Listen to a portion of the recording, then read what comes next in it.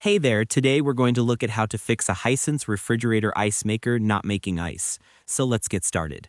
First, open your freezer and locate the ice maker unit. Over here, make sure the power switch is turned on. Some models have a small toggle switch or lever arm. Flip it to the on position and wait a few minutes to see if it starts its cycle. After that, verify the water supply. Then ensure the water line is connected properly to the refrigerator and check for any kinks or leaks in the tubing behind the fridge.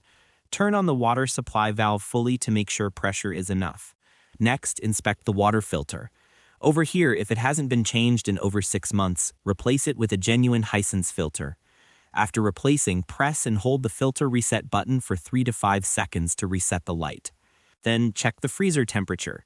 Make sure it's set to 0 degrees Fahrenheit or lower, because if it's too warm, the ice maker won't work properly. After that, inspect the ice tray. Over here, remove any frozen clumps or jammed cubes blocking the mechanism. You can pour a little warm water over the tray to melt stuck ice, and then dry it completely. Next, reset the ice maker. Find the reset or test button under or beside the ice maker. Press and hold it for 5 to 10 seconds until you hear a beep or see movement in the ejector arm. Then check for blockages or faults. If no water enters the tray after the reset, the water inlet valve might be faulty. If it doesn't respond at all, the motor module may need replacement, and it's best to contact Hisense customer service or a technician.